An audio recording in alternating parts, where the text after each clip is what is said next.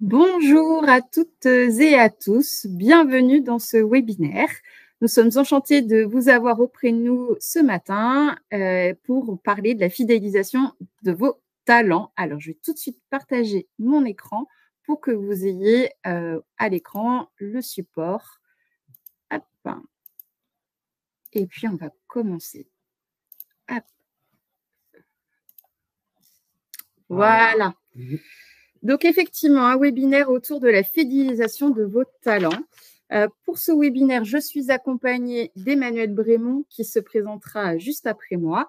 Donc, Manuela Chartier, consultante RH chez TGS France. J'accompagne depuis plus de 20 ans maintenant les PME sur toutes leurs problématiques RH, que ce soit juridique, paye, projet RH, voilà, tout ce qui peut tourner et qui peut intéresser vos responsables RH ou vous, DRH, RRH. Emmanuel.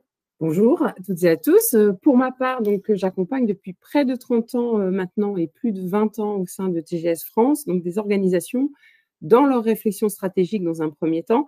Et ensuite, je les accompagne sur l'adaptation de l'organisation qui va servir cette stratégie, et donc l'adaptation de l'organisation, que ce soit en termes de processus ou en termes de management. Alors, ce webinaire s'articulera en 6 points. Le support de présentation sera téléchargeable après ce webinaire et vous pourrez également poser vos questions à l'aide du chat que vous avez sur le côté. Nous ferons en sorte de répondre au maximum de questions à la fin de ce webinaire.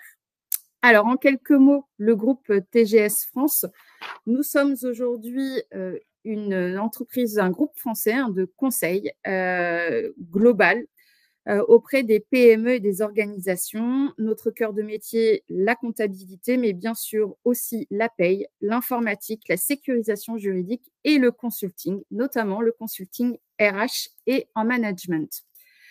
Notre parti pris chez TGS, c'est de travailler en équipe d'experts interdisciplinaires pour offrir une réponse globale à nos clients. Alors, rentrons. Je vous propose de rentrer tout de suite dans le vif du sujet, avec en préambule quelques statistiques.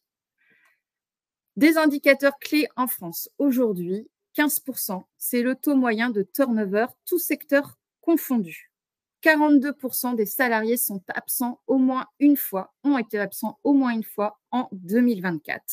Et 7%, c'est le taux d'évolution en un an des démissions. Alors, il y a plein d'autres indicateurs, mais ceux-ci sont des indicateurs effectivement que vous suivez, j'imagine, ou si ce n'est pas le cas, qu'on vous invite à suivre, avec aussi la pyramide des âges, les motifs de départ, toutes ces choses-là.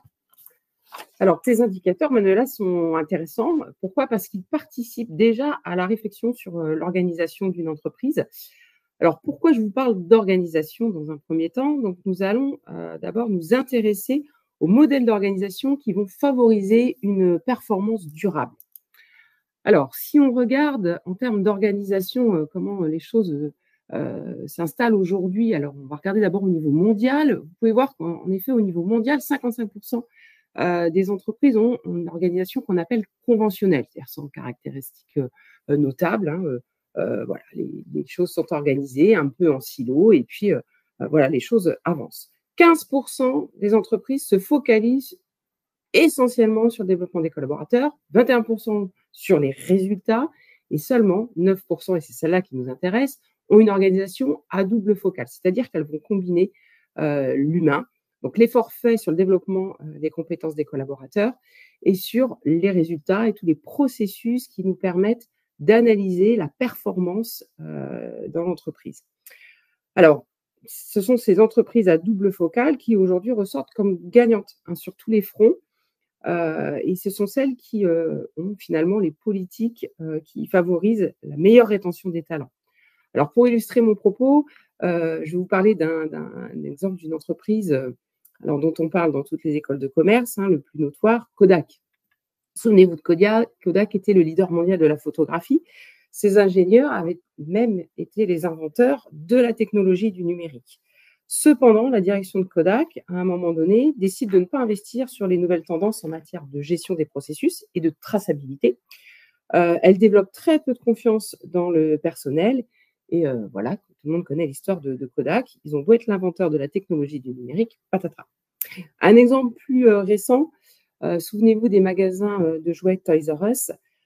Toys R Us, leader de la vente de jouets, travaille avec donc une organisation très conventionnelle en magasin physique. À un moment donné aussi, la direction ne prend pas le virage de la vente en ligne, ne décide pas de former l'ensemble des collaborateurs, de réfléchir à l'équilibre entre les magasins physiques et la vente en ligne. Il n'y a pas de gestion optimisée sur les processus. Et là, patatras, Toys R Us est en perte de vitesse. Donc, tous ces exemples nous montrent que s'il n'y a pas d'investissement dans la compétence et dans la traçabilité des processus, eh bien, ces entreprises ont des résultats difficiles quand il y a un changement très rapide du marché. Alors, on a d'autres exemples, hein, Nokia, Yahoo, il y en a un certain nombre au niveau international. Regardons maintenant ce qui se passe au niveau français. Alors, au niveau français, les résultats sont un petit peu moins performants. On se rend compte qu'effectivement, 77% des entreprises ont une organisation très conventionnelle. Seulement 2% sont à double focale. Dans les exemples aussi majeurs, souvenez-vous de Orange. Alors, en général, quand on dit ce mot-là, ça fait généralement sourire un certain nombre de personnes. Et ce qui est intéressant, c'est de se rendre compte aussi que les jeunes qui n'étaient pas nés au moment des épisodes dans la vie de Orange, finalement, en ont entendu parler.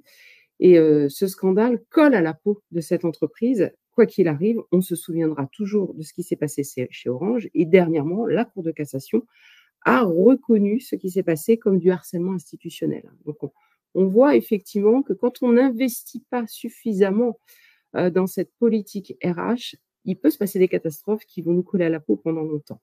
Alors, parlons des exemples qui marchent bien plutôt. Parlons d'Airbus, qui est quand même un acteur majeur de l'aéronautique, hein, notre fleuron national. Donc, Airbus, lui, a choisi d'investir fortement dans la formation et dans le développement durable des compétences des collaborateurs. Donc, il y a toute une gestion des compétences qui se met en place, qui est tournée autour de l'innovation technologique. On a un programme de mobilité interne, hein, il y a une vraie culture de la collaboration et de l'engagement à long terme qui donne finalement des opportunités de croissance et pour les collaborateurs et pour l'entreprise. Et aujourd'hui, Airbus dispose d'une main-d'œuvre qui est hautement qualifiée, qui lui permet de réaliser une forte croissance et d'être un exemple en matière de productivité, en matière de compétitivité et en matière d'innovation. Alors, 5 pistes pour progresser vers cette excellence opérationnelle, excusez-moi. Tout d'abord, ça va être effectivement d'avoir une réflexion sur la montée en compétences stratégiques. De quelles compétences j'aurai besoin demain, hein, le chemin classique de la gestion prévisionnelle des emplois des compétences. Comment je fais pour devenir une entreprise apprenante qui va transmettre les compétences internes? Comment je fais pour en fait qu'un nouveau collaborateur qui arrive dans l'entreprise soit opérationnel le plus vite possible, comprenne les processus, les schémas et s'approprie le savoir-faire interne de l'entreprise. Comment je peux favoriser la mobilité interne pour garantir une adéquation optimale des profils au poste? Comment je peux ensuite aligner la culture managériale, puisque ce sont les managers qui vont finalement entraîner toute cette dynamique? Et dernier point, comment j'outille suffisamment les organisations pour que mes collaborateurs aient des conditions de travail favorables? Alors ensuite, une fois qu'on a travaillé là-dessus, on va s'attarder un petit peu sur le management puisque le manager, va aujourd'hui dans l'entreprise devoir faciliter, la stratégie RH.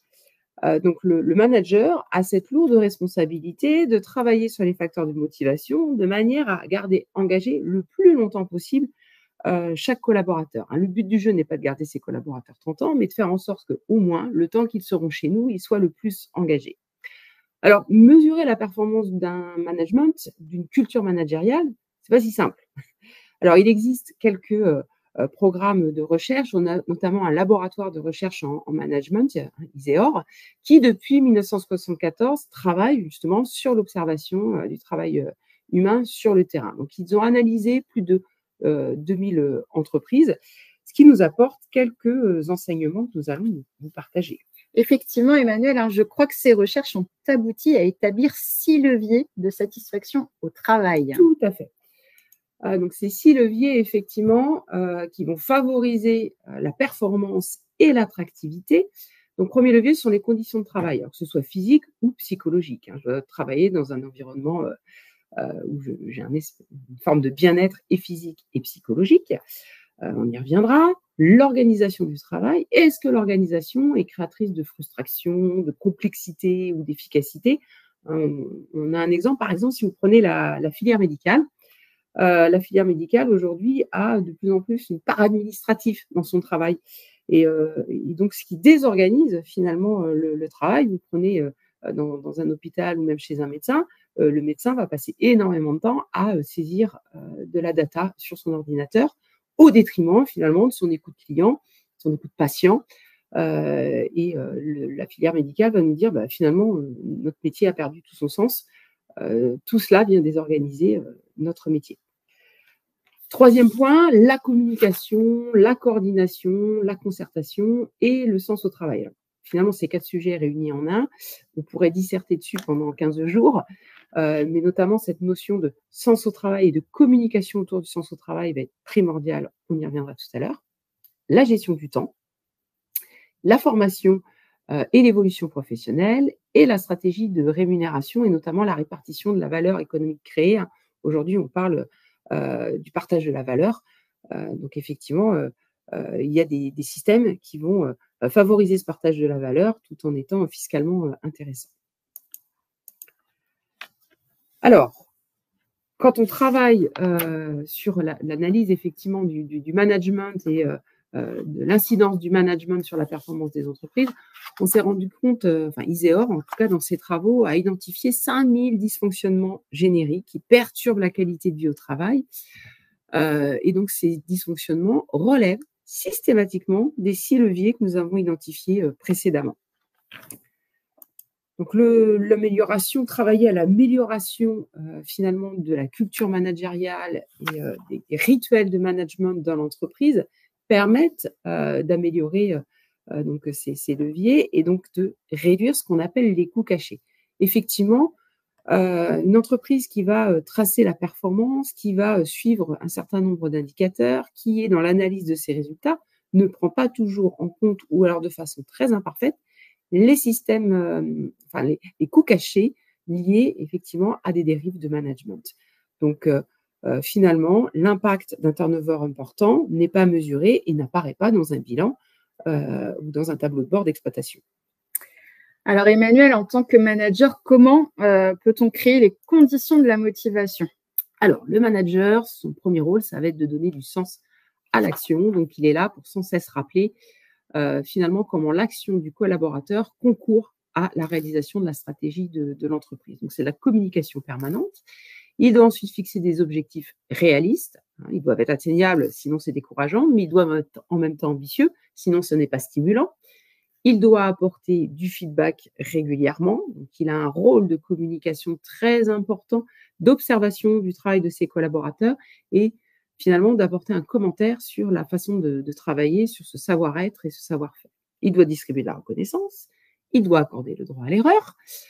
Sinon, il tuera toute forme d'initiative.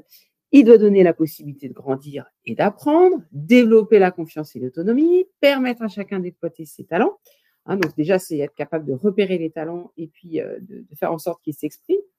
Il va travailler à l'esprit d'équipe et au développement de l'intelligence collective. Plus l'intelligence collective se met en route, plus finalement votre équipe d'individus devient une équipe experte. Et il doit lui-même, dans son comportement, être juste et exemplaire. Et donc, c'est là où on voit en fait, l'attractivité du travail et la satisfaction sociale qu'il peut procurer sont intimement liés avec la productivité. Donc, on peut améliorer de façon significative ces trois leviers au travers d'un mode de management de proximité. Ouais, donc, Emmanuel, le manager, il est vraiment au cœur de la performance de l'entreprise. Exactement, Manuela. Aujourd'hui, on est capable de produire même ce rapport. C'est qu'1 euro investi en qualité de management en rapporte 4 en moyenne en surcroît de productivité. Alors, Emmanuel, un outil permet aujourd'hui, a priori, de connaître et de comprendre les besoins et les attentes de chaque collaborateur. Effectivement, donc le manager, il a ce rôle de travailler dans la dentelle. Au niveau de la DRH, on va avoir une vision globale et le manager, lui, donc, est un relais de cette vision globale et va travailler dans la dentelle. Et donc, il doit s'adapter à chacun de ses collaborateurs et donc au fonctionnement de chacun de ses collaborateurs. C'est là où ça se complique. Alors, chez nous, On utilise effectivement un test de personnalité qui s'appelle valeur humaine ajoutée, qui nous a permis finalement d'identifier qu'il y avait 4 fonctionnements majeurs. Alors, vous allez avoir des monodominants, des doubles dominants, des tridominants, des quadridominants, hein, donc c'est là où effectivement on rentre dans la dentelle. Mais en fonction effectivement de notre fonctionnement, nous allons avoir des besoins différents au travail. Alors, si tu peux peut-être passer sur la slide d'après, pour entrer dans le détail, vous allez effectivement avoir des personnes qui ont finalement un besoin de concentration beaucoup plus important. Et donc, quand j'ai besoin de concentration, travailler en open space est très compliqué. Des personnes qui ont besoin, ces personnes-là, hein, qui ont un fonctionnement très logique, très rationnel, vont avoir un besoin très fort d'information. Donc, si j'ai un manager qui ne descend pas suffisamment l'information, je vais ralentir la productivité de cet individu.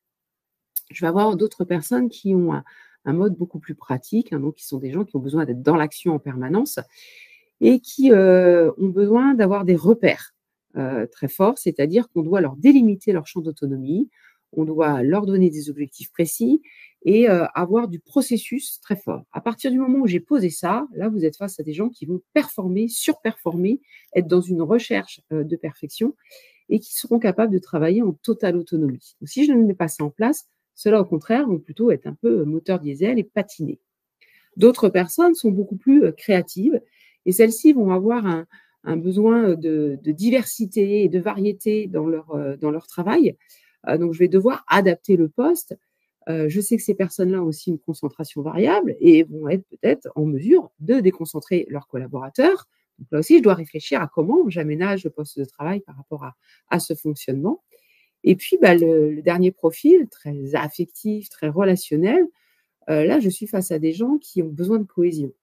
Donc, un travail en silo, une mauvaise ambiance, une mauvaise cohésion d'équipe va complètement ralentir effectivement la productivité de ces individus-là. Et ceux-là vont être au service des autres et donc j'ai besoin finalement de les faire travailler en équipe. Donc, on voit que c'est finalement pas si simple que ça de trouver une organisation générale, globale, qui va convenir à chacun des individus. Donc, c'est là où le manager, il a un énorme travail d'adaptation en finesse et en dentelle pour que le système fonctionne. En conclusion, pour résumer sur cette première partie, voici à quoi pourrait ressembler finalement une stratégie de rétention des talents. Alors, pour faire en sorte que finalement, nos employés deviennent de fidèles ambassadeurs, on va devoir travailler de façon concomitante sur l'adaptation du poste de travail, sur l'adaptation de l'organisation et de la gestion du temps, sur tout le flux d'informations que je dois faire redescendre à mes collaborateurs et le flux d'informations que je dois capter du terrain. Je vais travailler en même temps sur la formation de chacun de mes collaborateurs, sur un système de rémunération juste, équitable et stimulant, et je dois réfléchir à offrir des possibilités de mobilité interne. Ce qui est important dans tout ça, c'est que je dois être concentré sur les 6 à la fois. C'est-à-dire que si je décide de me concentrer que sur la rémunération, je paye très bien mes collaborateurs. Et si finalement, à côté de ça, le poste de travail ou l'organisation du travail est tellement complexe, à un moment donné, mon collaborateur va se dire « je ne suis pas suffisamment payé eu égard les contraintes que je dois subir au quotidien ». Alors que finalement, une organisation beaucoup plus fluide et facilitante, avec une rémunération moindre, va peut-être pouvoir convenir à mon collaborateur. Donc, c'est vraiment la réflexion de ces 6 points-là en même temps qui va favoriser la rétention des talents. Alors, Emmanuel, pour mettre en œuvre ces 6 points, il existe aujourd'hui des outils. Il en existe une multitude déjà existants. Il y en a sans doute plein d'autres encore à créer. Mais aujourd'hui, on voulait mettre en avant certains d'entre eux, ceux qui nous semblent aujourd'hui les plus pertinents et sur lesquels on a le plus de recul. Alors, sur ces outils, comme tu l'as dit, Emmanuel, avant de se lancer sur un projet RH de fidélisation, il est important de connaître ses collaborateurs à travers notamment les managers. Il est également essentiel de connaître ses forces et ses faiblesses, et notamment à l'aide des indicateurs sociaux. Donc ça, j'ai envie de dire, c'est un préalable au choix des outils qu'on va utiliser ensuite. Donc, effectivement, les indicateurs sociaux, aujourd'hui, ils permettent de cibler si je dois accentuer mes efforts sur un établissement, un service ou sur l'entreprise entière. Il va permettre aussi d'adapter la stratégie RH, puisque pour la stratégie RH, la stratégie RH va servir la stratégie de l'entreprise et donc, on va sans doute mettre en place des outils qui vont correspondre à la stratégie de l'entreprise. Et puis, surtout, il permet d'être réactif et de réagir au bon moment.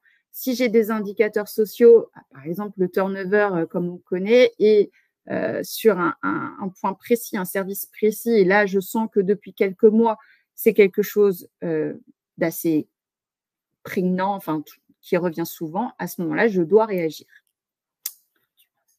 Alors, effectivement, les indicateurs sociaux. Donc, on a, c'est quoi des indicateurs sociaux, hein? C'est des données issues de la paye, des SIRH, de la compta, dont le suivi est assuré de manière régulière. Alors, sur certains indicateurs, on va les regarder de manière mensuelle. Pour d'autres, plutôt au trimestre. Par exemple, le turnover, on n'a pas non plus des démissions et des départs tous les mois. Ça dépendra des entreprises, mais normalement, non. Donc, au trimestre, c'est quelque chose de bien. L'absentéisme, si j'ai un fort absentéisme, peut-être qu'à un moment donné, je vais regarder ça tous les mois pour voir si j'ai des améliorations. Et donc, ces indicateurs sociaux, ils vont permettre de s'assurer de l'efficacité de mes process RH mis en place et de révéler les anomalies. Vous connaissez les principaux, on en a déjà parlé en introduction, hein, le turnover, l'absentéisme, mais également le niveau de satisfaction à étudier des collaborateurs et le taux, par exemple, de collaborateurs prêts à recommander l'entreprise. Alors, autre outil aussi assez peu connu et pourtant relativement efficace, la People Review ou la revue de salariés ou la revue des talents, vous l'appellerez comme vous voudrez. Mais l'idée, en fait, c'est de prendre un temps avec le service RH, les managers et la direction. C'est important d'être tous ensemble et d'analyser les compétences, les performances et les potentiels des collaborateurs, bien entendu, avec toujours cette idée en tête d'être en raccord avec le projet stratégique de l'entreprise. J'ai besoin de certaines compétences, je vais aller vérifier si mes salariés ont déjà ces compétences ou si je dois développer ces compétences pour mes collaborateurs. L'idée, hein, c'est vraiment d'identifier le développement des hauts potentiels, donc nos talents, ou alors certains les appellent les stars, voilà. D'améliorer la gestion des compétences, hein, d'identifier les besoins de formation, les mobilités possibles, et 3, de baisser le turnover, puisque derrière, si je fais progresser mes collaborateurs, si je révèle leurs talents, forcément, normalement, j'ai moins de signaux d'insatisfaction puisque j'ai des perspectives pour le collaborateur. Alors, quand est-ce qu'on fait ça? On fait ça de manière annuelle, assez souvent après les entretiens individuels ou après un grand projet mené. C'est plutôt bien les entretiens individuels parce que là, j'ai pu recueillir les besoins de mobilité, les besoins de formation. On a fait un point aussi sur ce qui va pas, voilà, sur l'année. Il y a pu y avoir un grand projet qui a été mené et où la personne s'est révélée, voilà. Et donc derrière, il faut continuer à la faire progresser. Donc à l'occasion de cette revue de salariés, effectivement, vous allez choisir ce que vous allez aussi analyser, ce que vous allez repérer. Le leadership, est-ce qu'il y en a qui vont être bons en management, en termes d'organisation, en termes d'autonomie, en termes de communication, d'initiative? Voilà, c'est des exemples, mais derrière, vous pouvez en rajouter plein d'autres, ceux qui vous correspondent à votre projet stratégique d'entreprise. Alors, autre sujet, là, tout à l'heure, Emmanuel, tu parlais qu'il fallait favoriser la mobilité, notamment la mobilité interne. Alors ça peut être en lien avec ce qu'on a vu tout à l'heure. L'idée, hein, c'est effectivement de pouvoir faire connaître aux collaborateurs le fait qu'il peut changer de poste, changer de métier peut-être, ajouter des compétences et bouger sans aller chercher ailleurs. Voilà, c'est chez nous, ça peut se passer chez nous. Peut-être que le poste aujourd'hui n'existe pas, mais il va venir. Ou alors, on y a pensé et il va venir. Et donc, derrière, il y a cet enjeu. Donc, l'idée, hein, on peut faire à travers différents outils. Aujourd'hui, on utilise les cartographies d'emploi et les chartes de mobilité interne. L'idée, c'est d'informer les collaborateurs sur les possibilités d'évolution et sur les conditions et le process mis en place. C'est très important. Un collaborateur peut savoir qu'il y a des possibilités de poste, mais ne pas savoir comment faire. Et en fait, il n'a pas envie de demander à son manager ni à personne. Et au lieu de… Il n'a pas l'information. Et qu'est-ce qui se passe? Il va voir ailleurs. Donc ça, ce n'est pas l'idée. L'idée, c'est que justement, il soit informé des conditions de ce process. Voilà. Comment, je vous le disais, avec une cartographie, avec une charte de mobilité écrite pour pouvoir postuler à de nouveaux postes. Alors, Manuela, donc, je travaille dans l'entreprise à développer les compétences et à favoriser la mobilité interne, mais je dois aussi aider mon collaborateur dans son savoir-être, toutes ces soft skills dont tu parlais tout à l'heure. Donc, comment on peut accompagner le collaborateur dans cette évolution-là? Alors, effectivement, il y a plusieurs outils. Celui qui aujourd'hui fonctionne bien, où on a vraiment des bons retours, c'est le mentorat. Alors, le mentorat, à distinguer du tutorat. Le mentorat, on est entre pairs. Le tutorat, on est plutôt sur des profils où j'apprends à la personne une compétence. Là, le mentorat, il est là, c'est un allié. Il va amener ses conseils sur du savoir-être, un peu du savoir-faire, mais pas tant que ça, finalement. L'objectif, ça va être effectivement au mentoré de réaliser plus efficacement sa mission. C'est une transmission sur son savoir, et comme je disais, savoir-être, savoir-faire. Alors, même si le savoir-faire, c'est peut-être pas le plus gros objectif du mentorat. Quand est-ce qu'on peut faire ça? Bien souvent à l'intégration. Quand on intègre une personne, alors entre un senior et un junior, on le voit. Après un long arrêt également, pensez à des personnes qui vont partir congé maternité, congé parental, voilà, qui vont peut-être être parties pendant 3 ans. L'entreprise a évolué, les process ont changé, et là, il y a peut-être besoin, à un moment donné, effectivement, il sera peut-être moins long qu'à l'intégration, ce mentorat, mais d'avoir effectivement ce petit passage. Et puis, très souvent, en cas de mobilité sur un nouveau poste. On en parlait tout à l'heure, si j'ai une charte de mobilité, une cartographie, le salarié va savoir qu'il peut avoir un nouveau poste. Ça peut aussi rassurer tout le monde de savoir qu'il va pouvoir être accompagné à cette prise de poste. L'idée, c'est vraiment d'augmenter la performance et le bien-être en valorisant les 2 acteurs. Puisque là, vous avez bien compris que le mentoré, là, il y gagne, mais le mentor également. Alors, on parlait tout à l'heure des profils bleus un peu qui aiment se sentir utiles, typiquement. Voilà, les personnes qui aiment se sentir utiles, sont très souvent postulent pour être mentor. Voilà. Alors, il existe une nouveauté depuis peu qui s'exerce. On a des exemples chez BNP Paribas, Danone, AXA, il y en a d'autres, où on a du mentorat inversé. Alors, comment ça marche? Comment ça marche ce mentorat inversé? Donc, le mentorat inversé, tout à l'heure, on disait c'est plutôt un senior qui va apprendre à un junior. Là, c'est le junior qui apprend au senior. On pense notamment à tout ce qui va être outils, l'IA,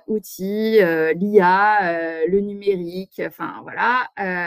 Et puis aussi des outils peut-être de communication. Aujourd'hui, savoir utiliser LinkedIn parfaitement, les réseaux sociaux, les chats et compagnie. On a forcément une population qui aujourd'hui est un peu plus investie, on va dire, une génération qui est un peu plus investie sur ce type de communication. Eh bien, l'idée, c'est de faire ce mentorat inversé tel qu'on le conçoit aujourd'hui. C'est plutôt le junior qui va apprendre au senior. On peut avoir même les 2 en même temps, j'ai envie de dire, et ça serait presque l'idéal. Ok. Alors, on a parlé du développement des compétences des collaborateurs. Maintenant, qu'est-ce qu'on peut faire pour adapter l'organisation du travail aux collaborateurs et du coup favoriser la performance? Alors, effectivement, pour favoriser la performance et aussi les conditions de travail, on va parler de flexibilité. Alors, sur la flexibilité, il y a plein de choses. Les 4, on va dire, qui sont aujourd'hui les plus courantes, c'est l'aménagement du temps de travail. Alors, l'aménagement du temps de travail, c'est quoi? C'est de se dire, aujourd'hui, plutôt que d'être à la semaine, je vais compter mon temps sur l'année. Je vais avoir des périodes hautes, des périodes basses, qui vont se récupérer. Je vais peut-être gagner du coup du repos supplémentaire. Ça va me permettre de bénéficier de semaines alors de RTT, même si juridiquement les RTT ça n'existe plus, mais voilà, gagner du repos. Donc ça, effectivement, aujourd'hui, on a quand même de plus en plus de candidats et de salariés qui demandent à avoir ces aménagements du temps de travail. Ils sont prêts à travailler plus une semaine et moins l'autre pour gagner du temps. Voilà, hein, équilibre vie pro, vie perso. Je m'investis, mais je récupère du temps pour moi. Voilà. La semaine de 4 jours. Alors, on en a entendu beaucoup parler, notamment en 2024. Vous savez qu'il y a eu quelques tests, et notamment en Grande-Bretagne. Mais il y a eu aussi des tests en France. Et il y a aussi des statistiques. Aujourd'hui, on a 67% des Français qui seraient prêts à passer sur 4 jours en travaillant plus chaque jour. Voilà. Donc, d'augmenter leur temps de travail chaque jour pour pouvoir gagner un jour dans la semaine.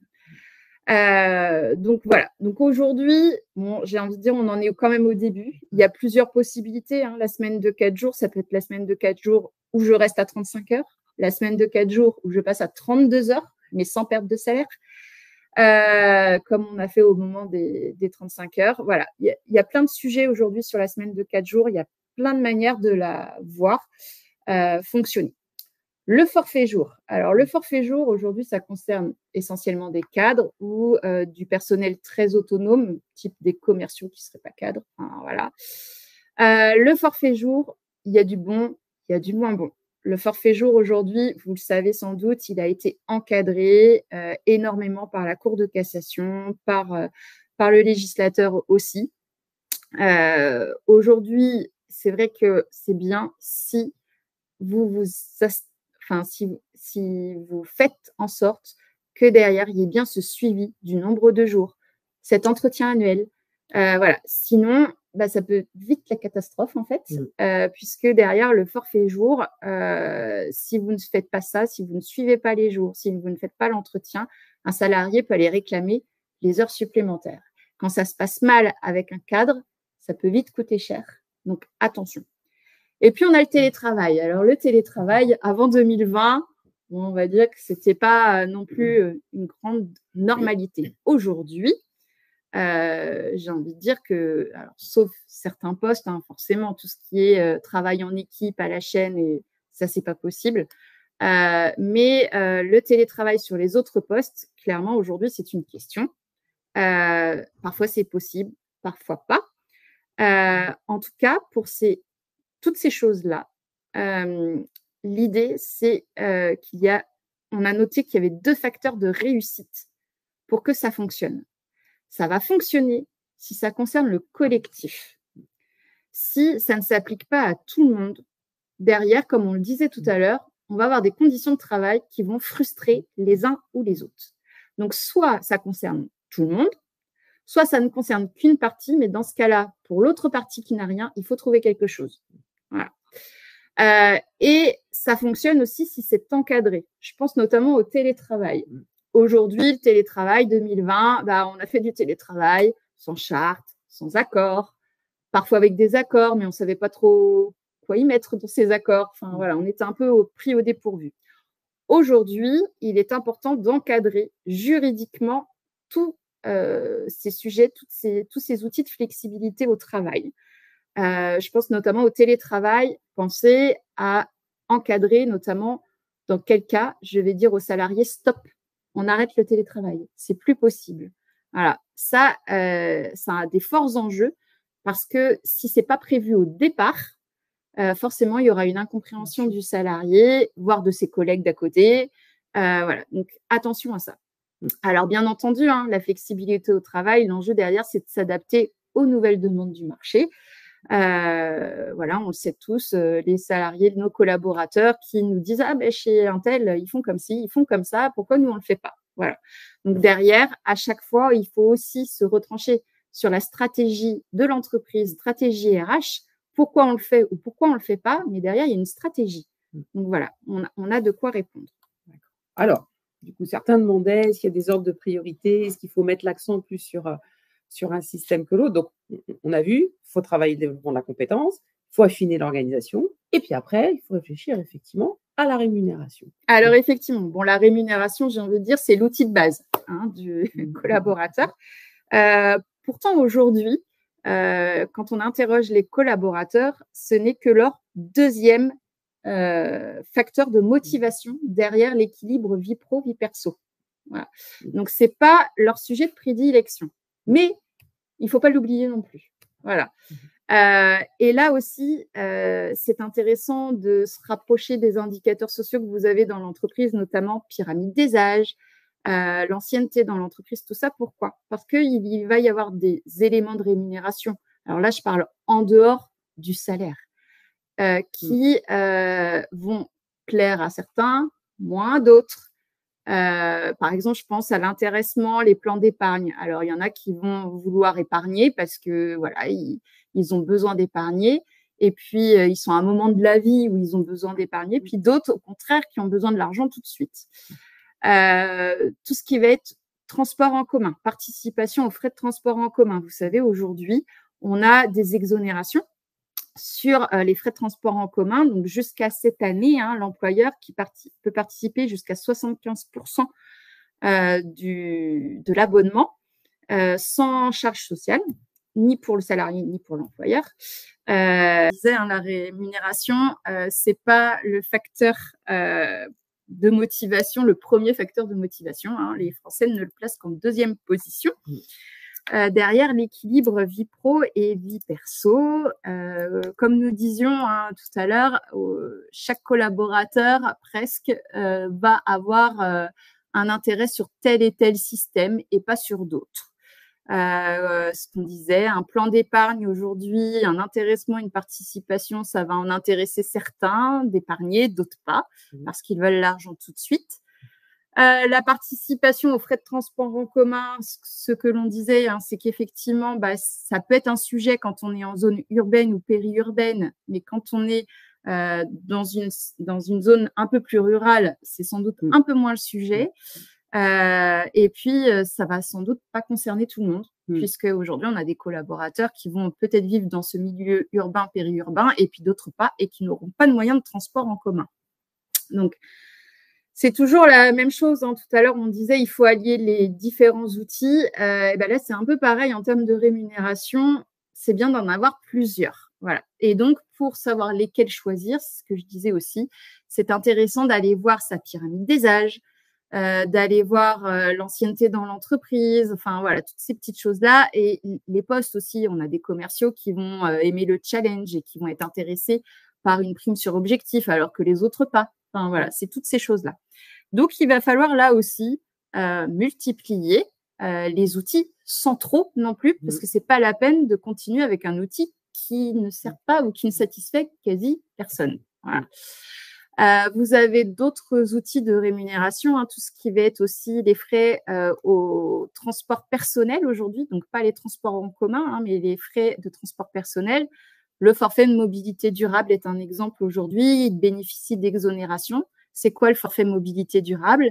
C'est le fait de rembourser le salarié, en tout cas de lui donner un montant, une prime, du fait qu'il utilise des outils de transport durable, donc véhicules électriques, trottinettes, vélos, voilà, toutes ces choses-là. Là aussi, tout le monde n'est pas concerné, donc vous comprenez pourquoi il faut multiplier aussi les outils, puisque tout le monde n'a pas de véhicule électrique, tout le monde n'a pas de trottinette ou ne vient pas en vélo. Voilà. Et puis, on a aussi tout ce qui est outils de participation à la vie personnelle. Alors, vous les connaissez par cœur, les chèques déjeuner, les chèques vacances. Donc ça, c'est souvent très apprécié. Et puis, alors, souvent, on allie aujourd'hui, par exemple, les chèques déjeuner, on allie ça avec une communication sur la santé, notamment la santé, enfin voilà, le fait de manger sainement. Les chèques vacances, il faut bien du repos, donc pas de problème.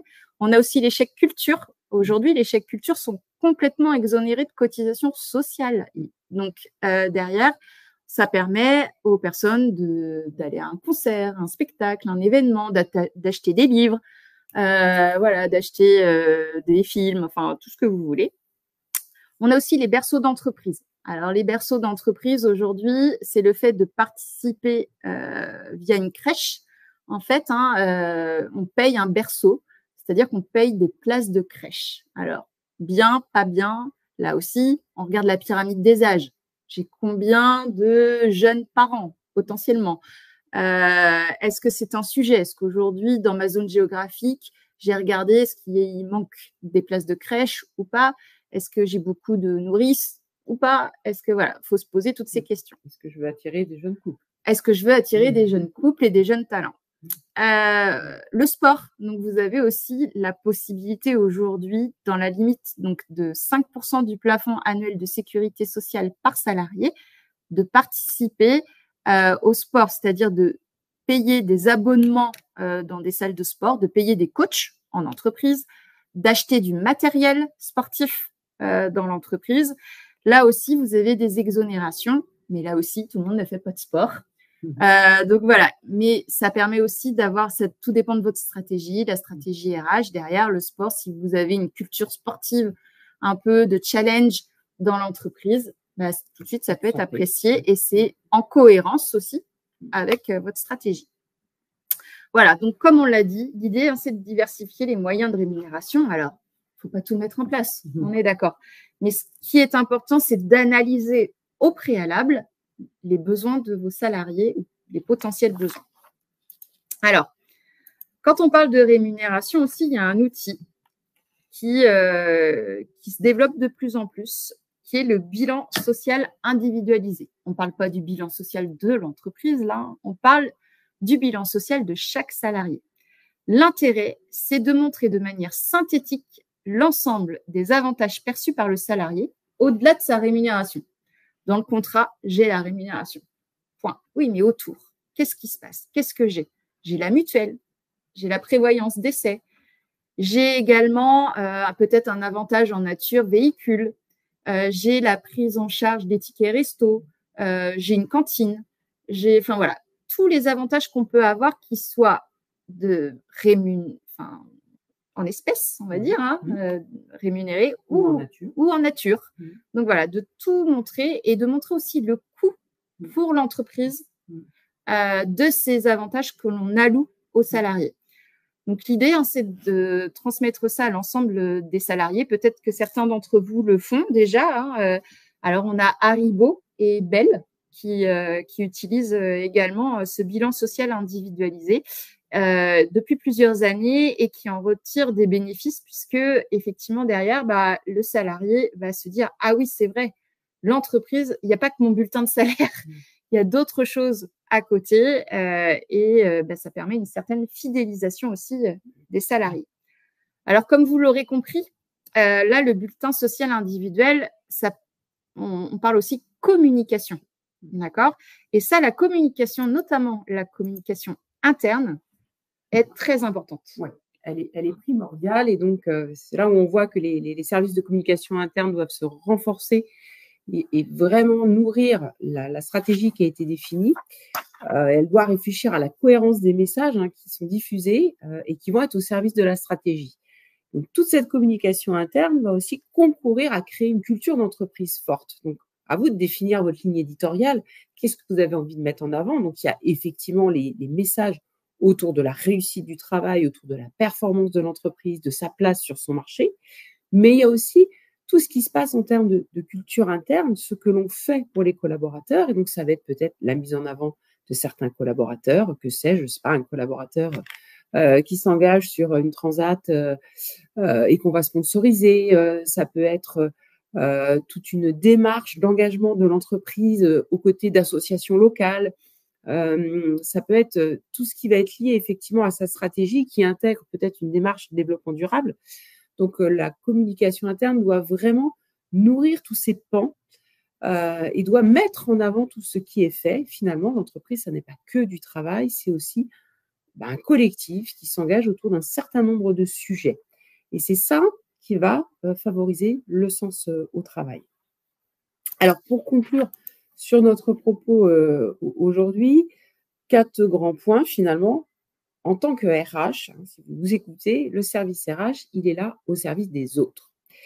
Et son premier job, c'est de servir à la stratégie de l'entreprise. Donc, c'est d'avoir cette réflexion avec le comité de direction sur en quoi les RH vont concourir à la réalisation de la stratégie. Et ce DRH, aujourd'hui, ce n'était pas le cas avant, mais aujourd'hui, il doit vraiment travailler main dans la main avec le service marketing, le service communication et la DSI. Donc, nourrir tous les messages qui vont favoriser l'attachement à l'entreprise, la notoriété de l'entreprise et donc son attractivité. Et avec la DSI, parce que le rôle de la DSI, c'est finalement d'aller voir sur le terrain ce dont les collaborateurs ont besoin pour bien travailler. De quels outils ils ont besoin pour bien travailler.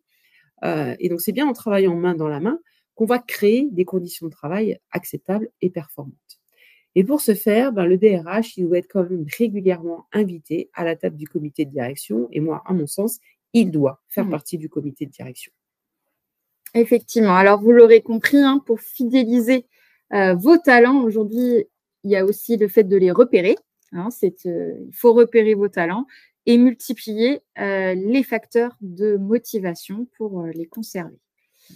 Alors, on va peut-être passer à quelques questions. Alors, une question là qui nous demande, donc Bettina qui nous demande avec le bulletin social individuel, est-ce qu'il n'y a pas un risque que le collaborateur se dise voilà ce que je coûte à l'entreprise? Est-ce que tu as des conseils, Manuela, sur comment bien communiquer et présenter ce BSI?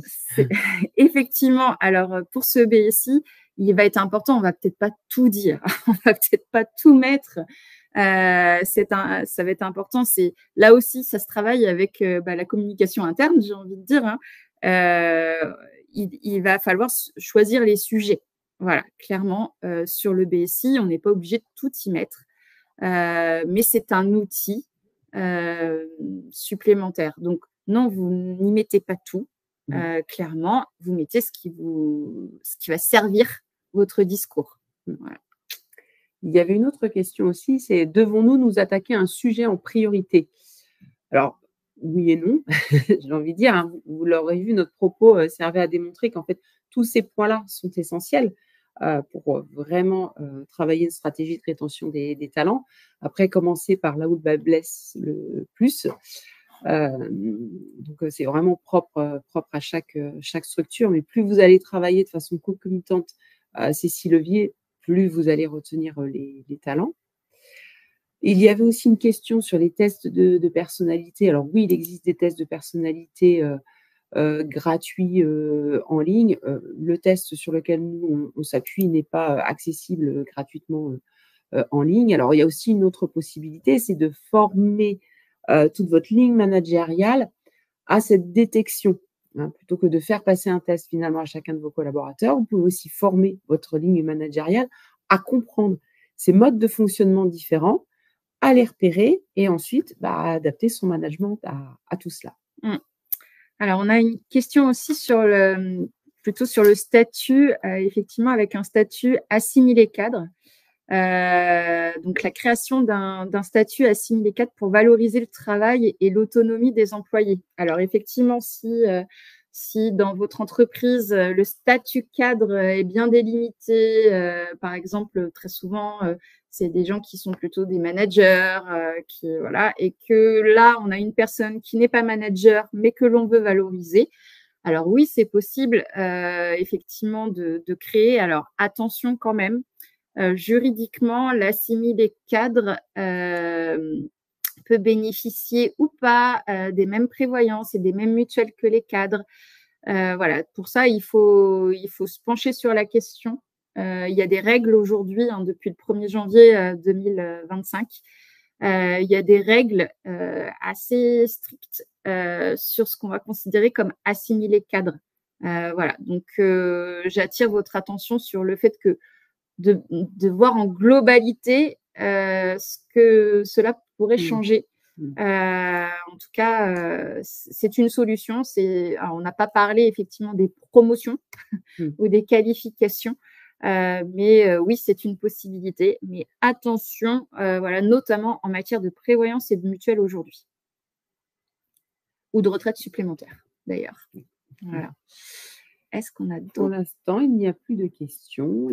Il est 11 heures. Ouais, on Donc, a tenu le timing malgré cette petite cette coupure. petite coupure. On s'en excuse. Voilà, mais tout est revenu en ordre. Voilà.